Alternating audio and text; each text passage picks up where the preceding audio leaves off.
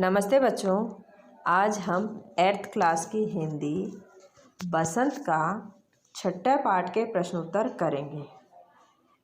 छठे पाठ का नाम है भगवान के डाकिये। भगवान के डाकिये नामक कविता का सरलार्थ हम पिछले वीडियो में कर चुके हैं। इसका पहला प्रश्न है, कवि ने पक्षी और बादल को भगवान के डाकिये क्यों बताया है, स्पष्ट कीजिए। इसका उत्तर है, पक्षी और बादल भगवान के डाकिये इसलिए कहे गए हैं क्योंकि यह एक देश से होकर दूसरे देश में जाकर सद्भावना का संदेश देते हैं।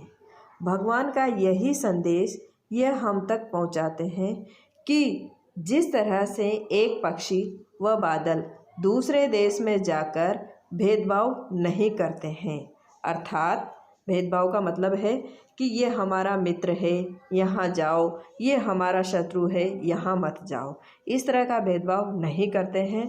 हमें भी इनकी तरह आचरण करना चाहिए, अर्थात हमें भी इन पक्षियों की तरह ही व्यवहार करना चाहिए और मिलजुल कर रहना चाहिए।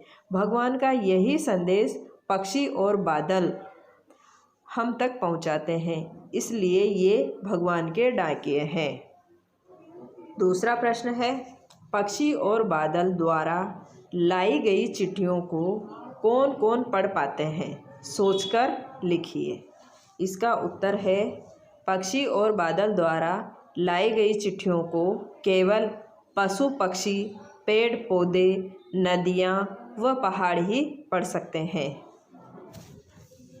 इसका तीसरा प्रश्न है, किन पंक्तियों का भाव है, यानी ये दो पंक्तियाँ दी गई है क और ख, इन पंक्तियों का भाव क्या है। तो पहली पंक्ति है, पक्षी और बादल प्रेम, सद्भाव और एकता का संदेश एक देश से दूसरे देश को भेजते हैं। इसका अर्थ है कि पक्षी और बादल ये भगवान के डाकिये हैं जो एक बड़े देश से दूसरे बड़े देश को जाते हैं। हम तो समझ नहीं पाते हैं, मगर इनके द्वारा लाई गई चिट्ठियाँ पेड़ पौधे, पानी और पहाड़ बाँचते हैं, अर्थात पढ़ते हैं। तीसरे प्रश्न का ख है, प्रकृति देश देश में भेदभाव नहीं करती। एक देश से उठा बादल दूसरे देश में बरस जाता है। इसका अर्थ है एक देश का बाप दूसरे देश में पानी बनकर गिरता है, अर्थात एक देश के समुद्रों से बाप बन कर के पानी बाप बन कर के उठ जाता है और दूसरे देश में जाकर के वो बारिश के रूप में बरस जाता है। इसका चौथा प्रश्न है, पक्षी और बादल की चिट्ठियों में पेड़ पौधे, पानी और पहाड़ क्या पढ़ पाते हैं। इसका उत्तर है, इन चिट्ठियों में भगवान का लाया यह संदेश रहता है कि मनुष्य को स्वयं को देशों में न बांट करके सद्भावना से मिलजुल कर रहना चाहिए। भगवान की बनाई इस दुनिया में मनुष्य ने ही स्वयं को बांटा है, इसलिए ये चिट्ठियाँ वे नहीं पढ़ पाते, केवल प्रकृति ही इसे पढ़ पाती है, क्योंकि नदी, जल, हवा अपनी ठंडक, पेड़ पौधे, फूल अपनी सुगंध समान भाव से बांटते हैं। ये एकता, मेल, सद्भावना का संदेश देते हैं, यानी एक होने का और मिलन का संदेश देते हैं।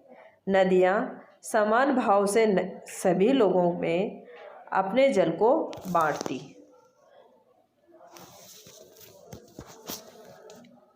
समान भाव से सभी लोगों में अपने जल को बांटती है, वह कभी भेदभाव नहीं करती। हवा समान भाव से बहती हुई अपनी ठंडक, शीतलता व सुगंध को बांटती जाती है, वो कभी भी भेदभाव नहीं करती है। पेड़ पौधे समान भाव से अपने फल, फूल व सुगंध को बांटते हैं, कभी भेदभाव नहीं करते। मनुष्य ही इस भेदभाव में उलझा रहता है, इसलिए यह सब भगवान के इस संदेश को समस्त संसार में प्रचारित करते हुए सद्भावना का संदेश देते हैं। 5वां प्रश्न है, एक देश की धरती दूसरे देश को सुगंध भेजती है, इस कथन का भाव स्पष्ट कीजिए। यानी इस पंक्ति का मतलब क्या है। इसका उत्तर है, एक देश की धरती अपने सुगंध व प्यार को पक्षियों के माध्यम से दूसरे देश को भेजकर सद्भावना का संदेश भेजती है। इसका भाव यह है कि जब एक जगह की धरती अपनी भूमि में उगने वाले फूलों की सुगंध को, पानी को बादलों के रूप में भेजते हुए नहीं झिझकती, अर्थात भेदभाव नहीं करती, बल्कि समान भाव से अपना प्रेम संदेश भेजती है, तो हम मनुष्य क्यों नहीं इस भावना से प्रेरित होकर आपस में सद्भावना बनाए रखते हैं। बच्चों, इन प्रश्नों को अपनी कॉपी में लिखें और याद भी करें। धन्यवाद।